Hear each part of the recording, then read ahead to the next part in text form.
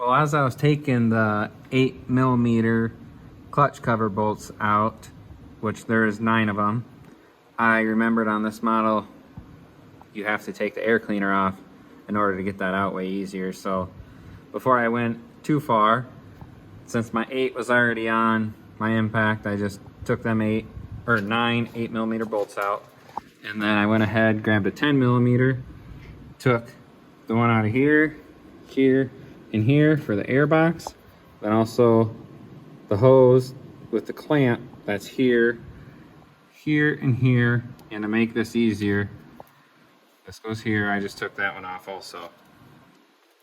Zip them right off. Not gonna take too long to put back on. This obviously connects. Then this one down here will connect right into the back of here. So we take this out, and then once we do that, we'll take our cover off and see if we can maybe move that drive shaft out. We're not gonna get it all the way out, but see how much room we can move it, because I might, well, I'll show you guys what I'm gonna do through that bottom just to save time and money for this guy. And it's just as good to do it that way as the way you're supposed to do it through the front. So we'll get this out, this off, and then we'll get back to it. So after I did it, since I did it so much, I didn't really think some people probably will struggle with this part, but to get that air cleaner out after you have the bolts out, literally just push it down and it'll come right out. You can take it out through here.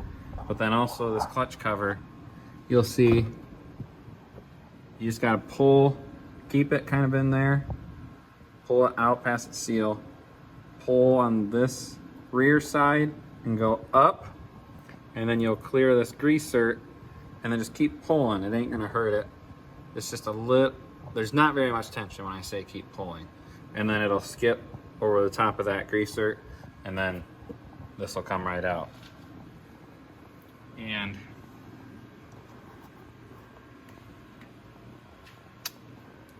then we're not gonna gang much, of course, but we'll try moving that drive shaft just right where I want it from here, and then go back underneath and show you guys what I was talking about.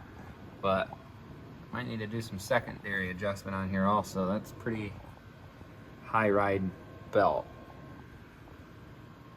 And then we'll, since it's a maintenance, we'll check the clutches, clean all this out, wipe it out, and which I have in another video if you want to look at cleaning these. Just clean them out, belt box, and wipe down each clutch and the sheaves in the inside. Not with brake cleaner, but paint thinner works the best. That's what I usually get and do it with. But we'll go underneath. All right, you'll see before that we had that yoke past the rear input shaft or diff shaft. We had it past it, and then in order, what I was gonna say, I was gonna show you guys to do it this way if you want, is this cross member, which is gonna get everybody going crazy. It doesn't need to be bent down quite this far, but I was just bending it with a pry bar and I got it to there, so it's fine. But it doesn't need to fit this shaft through before everybody gets too crazy here. So what I do on these models, and I'll explain how it's not a big deal here in a second, but in order to keep going with the procedure, we shove that yoke prop shaft backwards, and then that gives us clearance that we fit past here. Now everybody's already going crazy here. So in order to keep going like I was saying. You cut this with the angle grinder at an angle that you still have one, if you don't have a welder, something to drill and bolt a plate to on both sides. Or literally, if you have a welder, push it back up and tack it back in. It didn't do or hurt anything with this frame at all.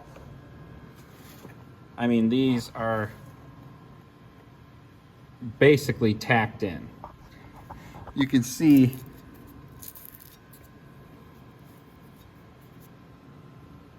the little tacks they have on them, and we literally just bent it enough to break the paint. So in order to keep going with this, all you have to do is cut that, like I said, bend it down, and then right there is done. Then you come up here and it'll look exactly like this side. This side will. Super easy. This does not take long, and it's not that big a deal as it looks, or people are gonna make it seem in the comments. But you just take the angle grinder and cut that straight down, notch it out just like this. You take the angle grinder and cut it flat, put the blade flat with the frame and just go straight down it.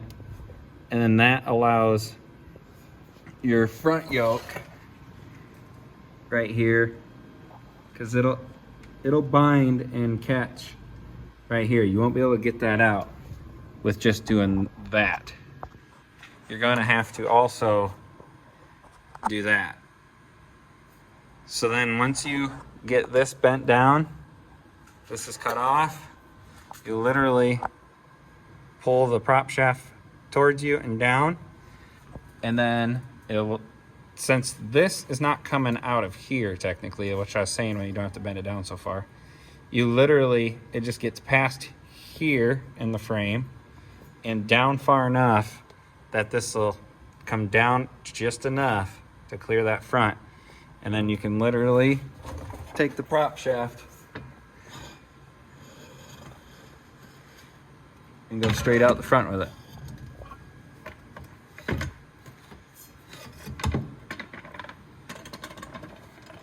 And then it's out. So back to what I was explaining before here.